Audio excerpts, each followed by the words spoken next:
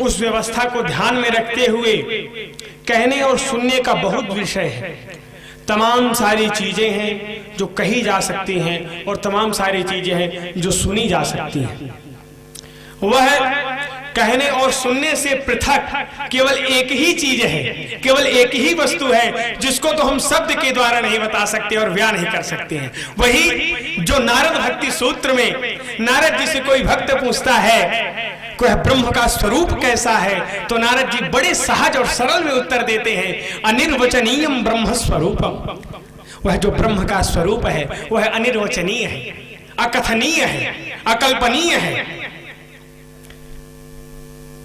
उस स्वरूप को जानने के लिए, उस स्वरूप को समझने के लिए, उस स्वरूप को जिसने जान लिया है, जिसने अनुभव कर लिया है, उसके पास जब हम पहुंचते हैं बड़े भाव से, बड़ी श्रद्धा के साथ, तो वह कहता है बड़े प्यारे शब्दों में कि वहां पर दो पक्ष उपस्थित होते हैं, एक पुण्य का पक्ष और एक पाप का पक्ष। यदि पुण्य का पक्ष हमारे पास है, पुण्य है, तो स्वरूप को जानने के हम बहुत सरल अधिकारी हैं, और यदि पाप का पक्ष, पाप का पलड़ा हमारा भारी है, तो स्वरूप को जानने के हम अधिकारी नहीं हैं। तब वह तत्ववेत्ता एक बहुत सरल बात बताते हैं कि बेटा कुछ नहीं, केवल भजन करने के लिए सेवा करो, सेवा करो। और जब सेवा करते करते, चिंतन करते करते, मनन करते करते, दर्शन करते करते हमारे पाप क्षरित हो जाते हैं, नाशवान हो जाते हैं, नष्ट हो जाते हैं, अधपतन हो जाता है उनका, तो हमारा ऊर्ध्व जो है गमन अपने आप स्फुरित हो जाता है, चालू हो जाता है। कैसे? बहुत सरल बात है। आप कभी देखे होंगे कि आप जब बीज बोते हैं तो बीज तुरंत फल नहीं देता है, उसमें कई समय लग जाते हैं, जिसकी जो एक लिमिट रहती है तब बीज फल देता है। उसी तरह यह जो हमारा भजन है, यह हमारी जो भावना है, यह जो हमारी भक्ति है, जो हमारी श्रद्धा है, जो हमारी पूजा है, वह तत्काल फल देने वाली नहीं है, सद्य फल नहीं देती है। वो फल कब देती है? जब हम त्याग रूपी बीज का वपन करते हैं तो वैराग्य रूपी पौधा जन्म लेता है। तो जब भक्ति को, श्री चरणों की भक्ति हमारे अंदर आ जाती है, तो जो भक्ति इर्ति ही पंचमार्थ है, तो हमारे पास पांचों अर्थ अपने आप खींचे हुए चले आते हैं।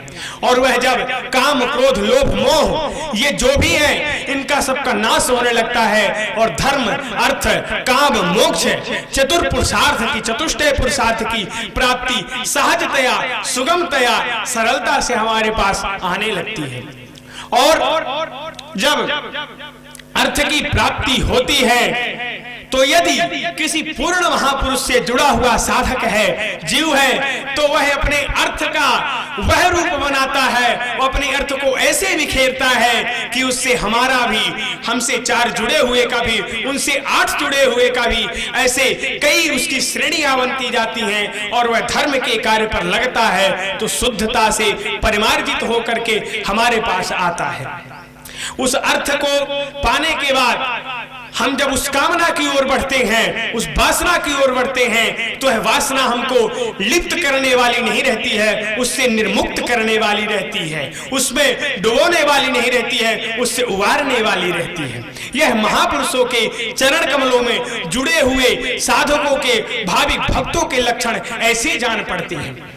और धर्म, अर्थ और जब काम हो गया, और यह तीनों जब हमको पूर्ण रूप से प्राप्त हो जाते हैं, तो वह मोक्ष के लिए महापुरुष कहते हैं कि कुछ भी करने की आवश्यकता नहीं है, केवल सेवा करते करते, सेवा करते करते अपने आप मनन और चिंतन बन जाता है।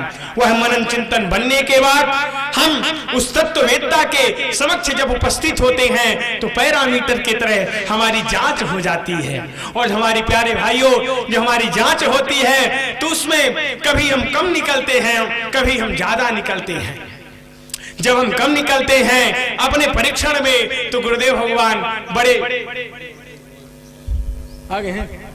5 मिनट में अरे वेद बोलो थोड़ा सा, ये भजन सुना रहे थे, भजन सुना।